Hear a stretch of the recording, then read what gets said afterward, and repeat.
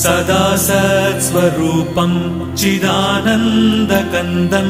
जगत्सम्भवस्थानसंहारहेतुं स्वभक्तेच्छया मानुषं दर्शयन्तं नमामीश्वरं सद्गुरुं साईनाथं नमामीश्वरं सद्गुरुं साईनाथम् भवद्वान्तविध्वंसमार्ताण्डमीड्यं मनोवागतीतं